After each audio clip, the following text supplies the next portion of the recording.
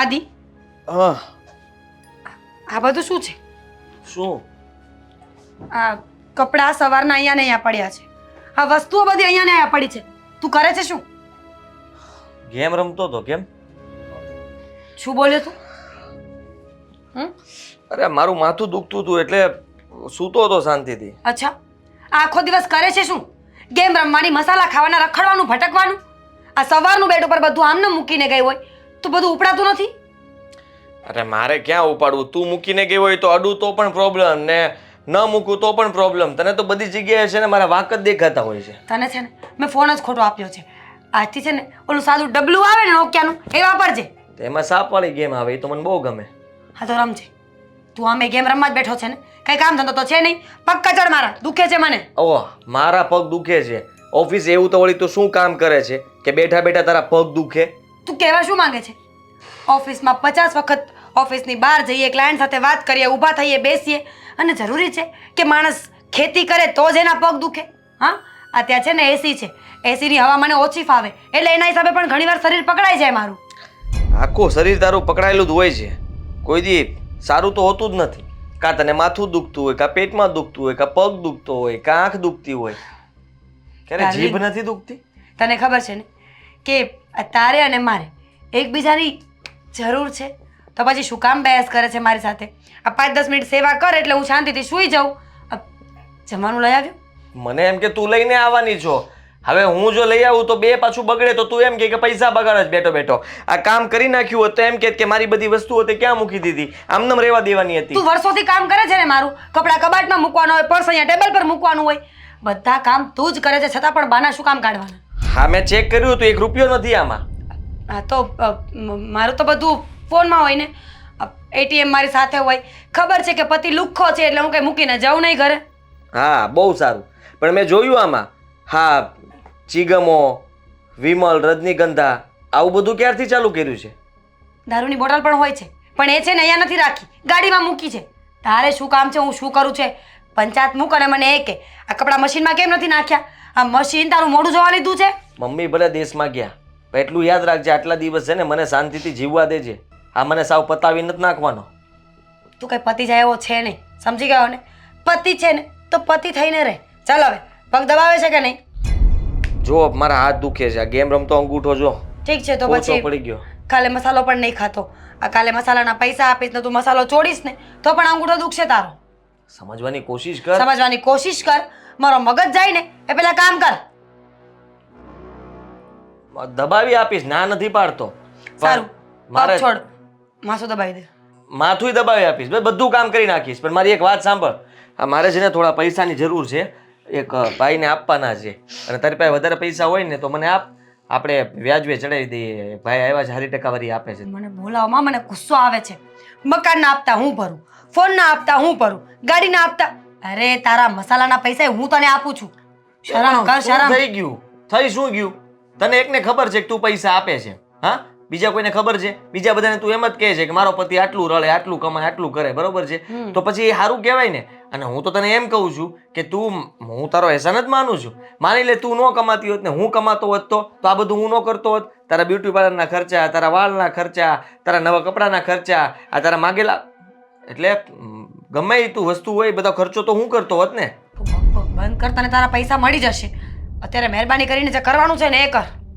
લાય ગળું દબાવી દઉં, એટલે હા માથું દબાવી દઉં. હમણાં કેમ તારું શરીર હાવ આમ બે ડોળાય થયું થઈ ગયું છે? બહારનું ખાવાનું ઓછું કર. આ ઘરેથી બનાવીને રસોઈ બનાવીને જવાય અને ટિફિન લેતું જવાય. મારી હાટું બનાવીને જવાય, બપોરની મારી ઉપાધિ નહીં. તને ઘરે શું કામ રાખ્યો છે? અમારા બાપને છે ને કરોડોની પ્રોપર્ટી છે, પણ ખબર નહીં મેં તારામાં શું જોયું ને લગ્ન કર્યા તારી સાથે. હવે ચૂપચાપ કામ કર, નહીં તો કાલના પૈસા ગયા. પૈસા જોઈએ છે ને? પ્રેમ છે આપણો ગાંડી બંનેને. હા, આ બધું મૂકું, બીજું તો શું કરું? વજન કેટલો છે? પગ દબું.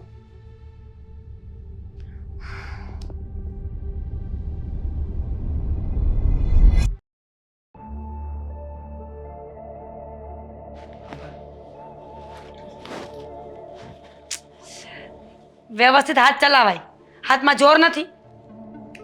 દબાવતું એમ દબાવાય પછી બહુ જોર લગાવે હાથ ભાંગી જાય. સારું ને? નહીં થાય. હું પછી તું કરજે કામ. હું તો કરું જ છું ને. દેખાય છે ને મને મસાલા ખાઈને ડાચું બગાડે છે.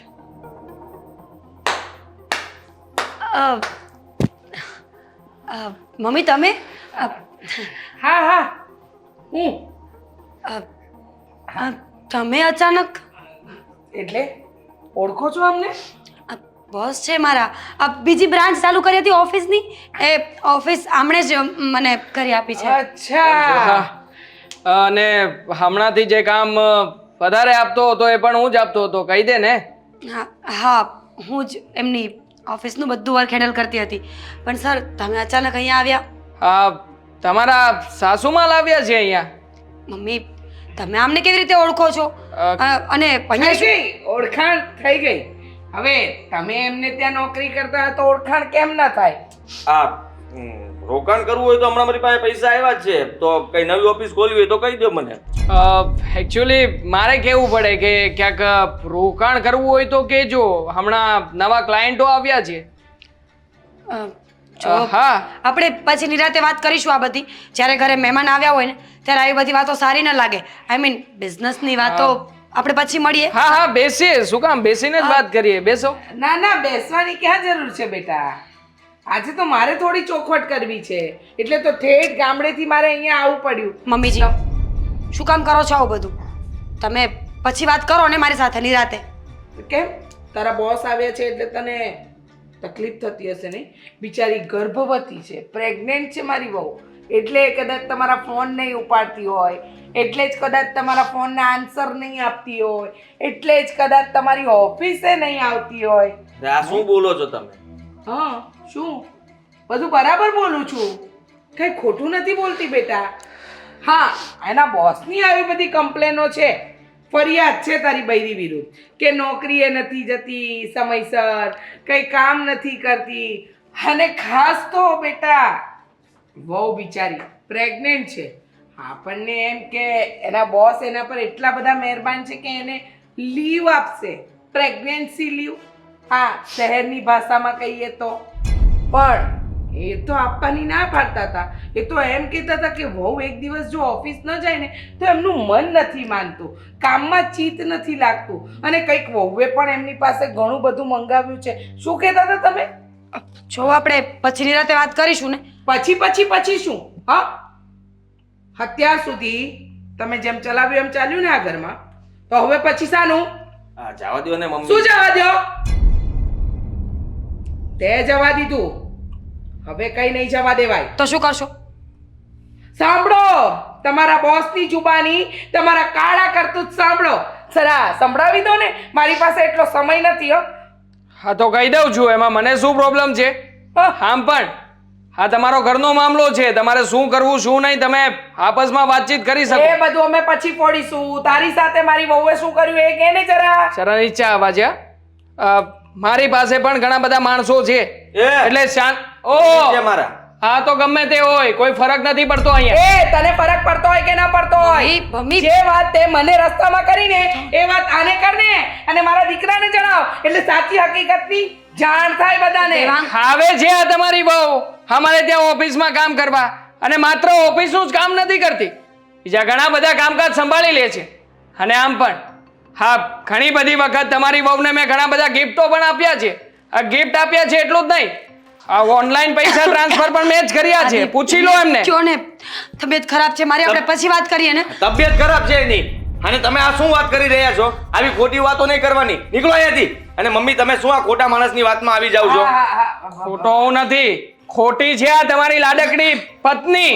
આ તમને છે ને ભોળવી રહી છે, અને તમને પૈસા મળે છે એટલે વાલું જ લાગે ને. આપણે પછી ફોન બધી શું કામ વાત નથી ઉપાડતી મારા? ફોન ઉપાડીને વાતચીત કરી શકે ને મારી સાથે.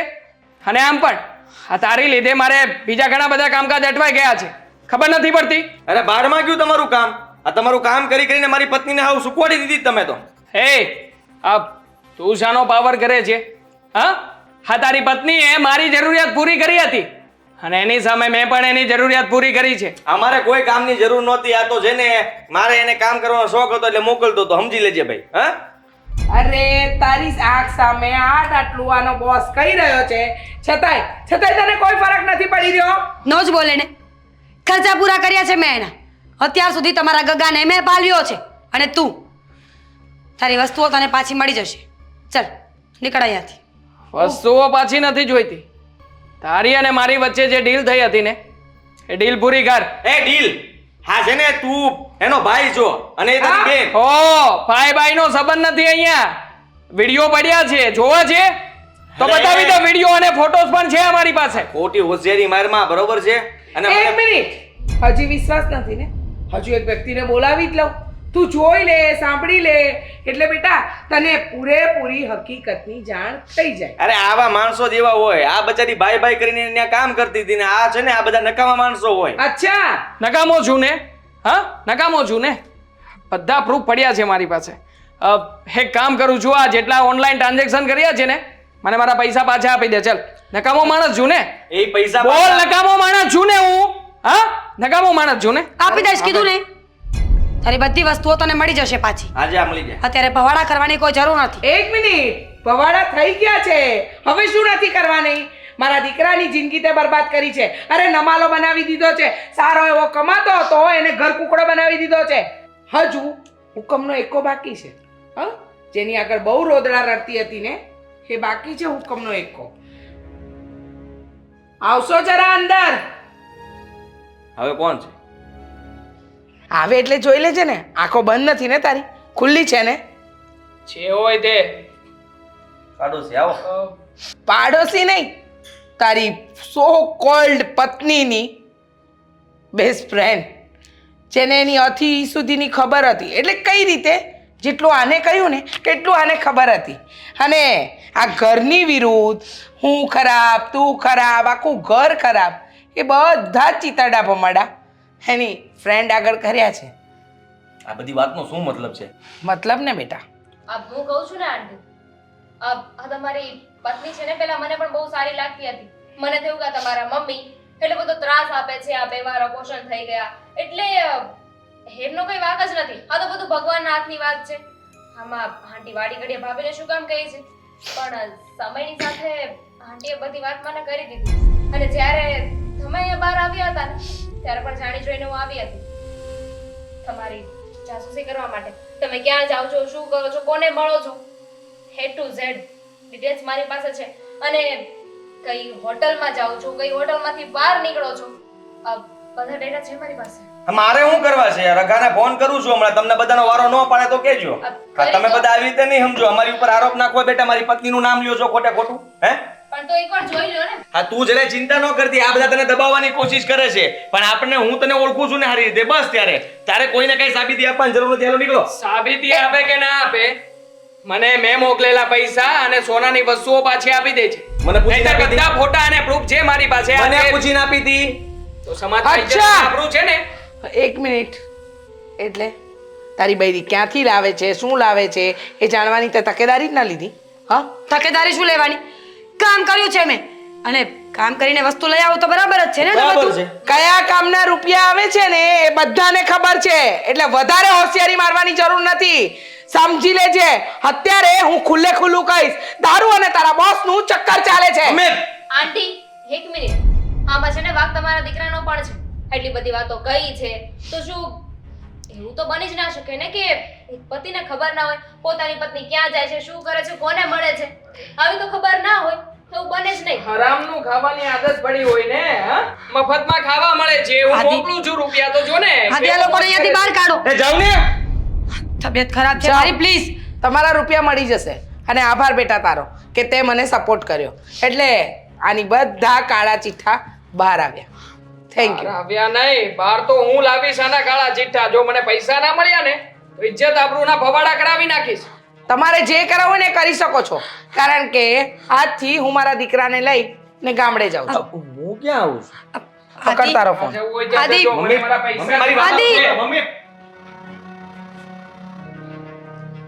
અરે યાર, આ ડોશીને તો બહુ ઇનોસેન્ટ સમજતી હતી હું.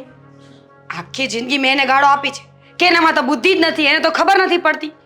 પણ આ તો મારો ભાંડો ફોડીને જતી રહી. સારું છે, કે બીજી ઓફિસનું સેટિંગ મેં પહેલાં જ કરી નાખ્યું છે. આ ઇન્કમ તો જોશે ને તે વગરના લોકો